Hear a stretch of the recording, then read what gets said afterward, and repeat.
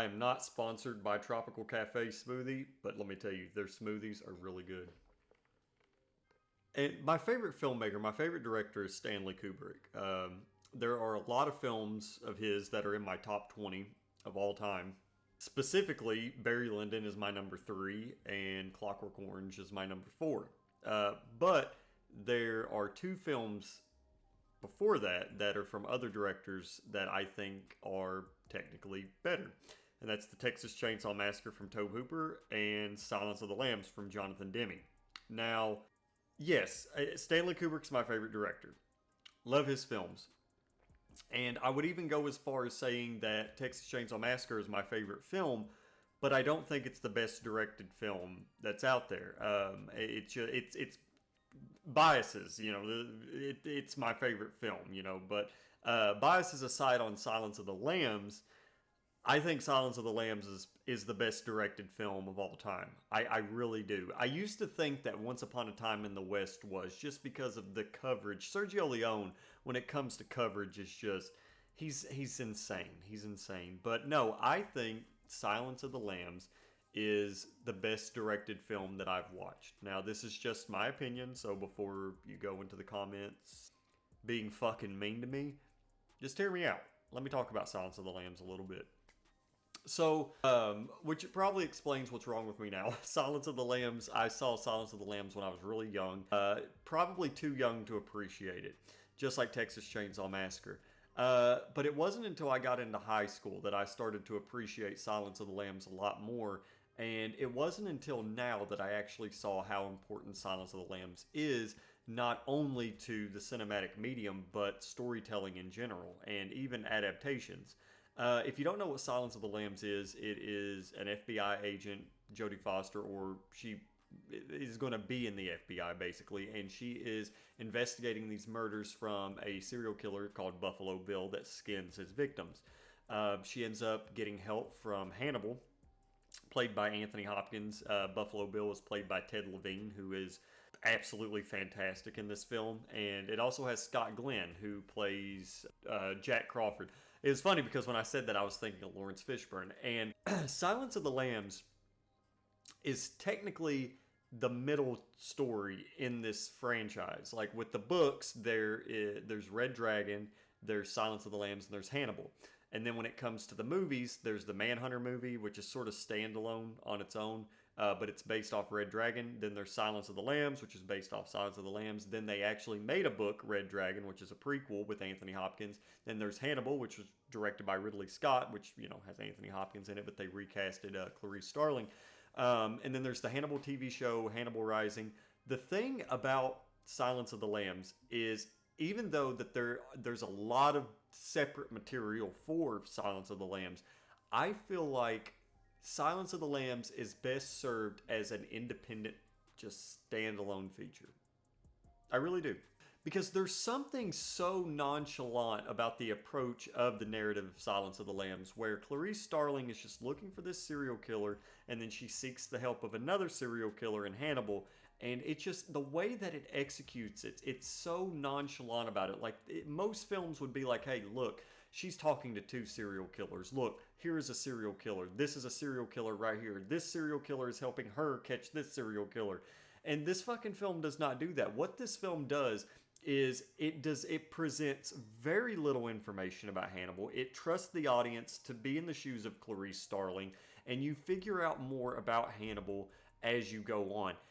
Honestly, every time that I watch this film, I don't even see Hannibal as a serial killer. I just see him as, oddly enough, a very likable character. I know that is probably a little bit controversial to say given who he is, but he is. He's just likable, and that's great because that's his persona in the film.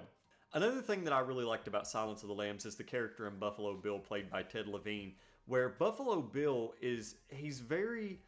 if you watch the documentary from Silence of the Lambs, and this is just me talking about the behind the scenes, so anything that I say is basically from the filmmakers, but when Silence of the Lambs came out, basically, the LGBT community, they were upset with it because it seemed like most of the time, every single time an LGBT character was, promoted in film, they were always either a bad guy or a serial killer.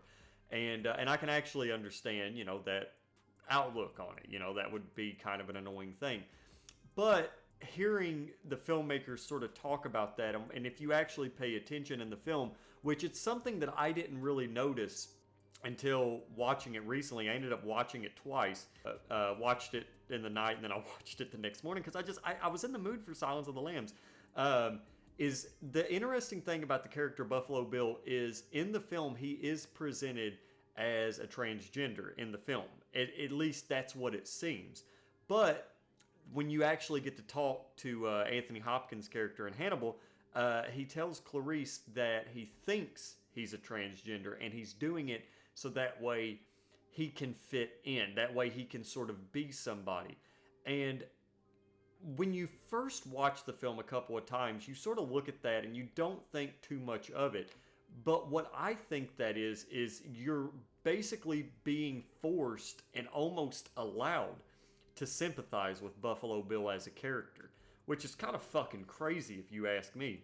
And I think that's just, it very much so takes that subject matter and flips it on its head. It really does. And I think it's actually kind of very telling because Jonathan Demme, after he did Silence of the Lambs, he did Philadelphia with Tom Hanks, which is an LGBT film in itself.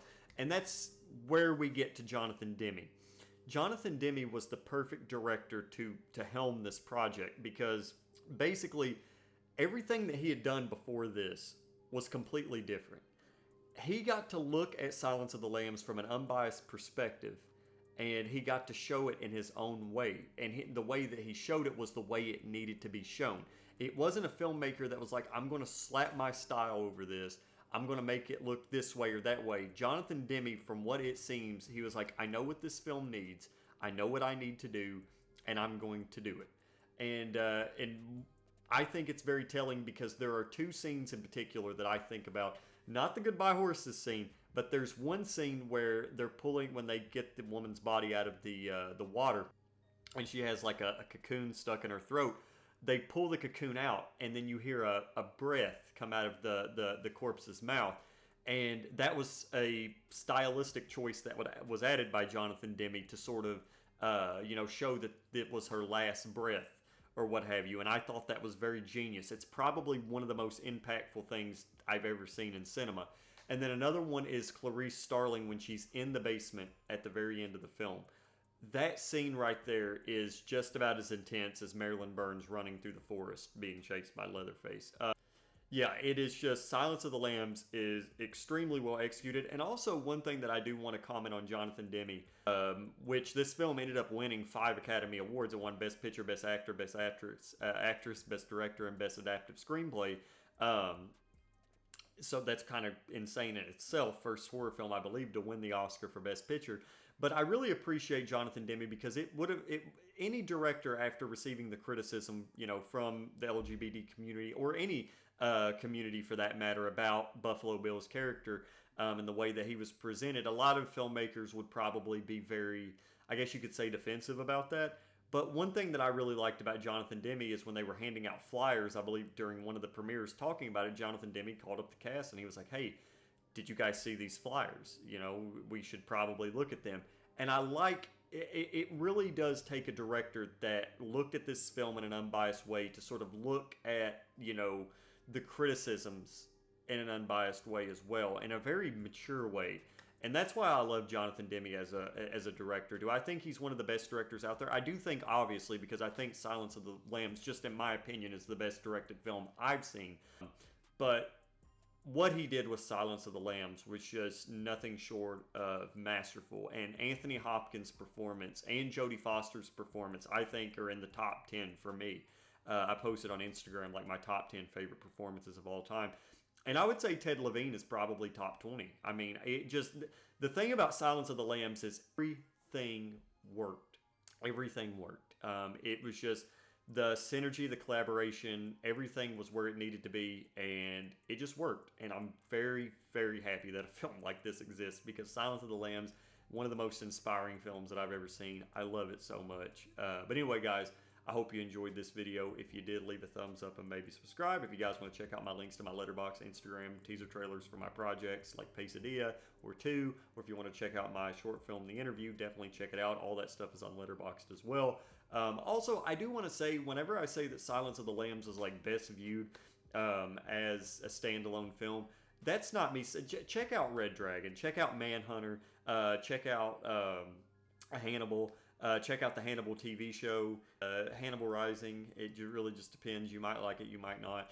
But definitely check those out because it's overall, it's a pretty good series. There was also that, I think there was a prequel series for Silence of the Lambs. I'm not even going to talk about that. But yeah, and then there's also the book. So there's a lot of material for, you know, the sort of Hannibal series that I would recommend checking out. But anyway, guys, I hope you enjoyed this video. If you did, leave a thumbs up, maybe subscribe, and I'll see you guys next time.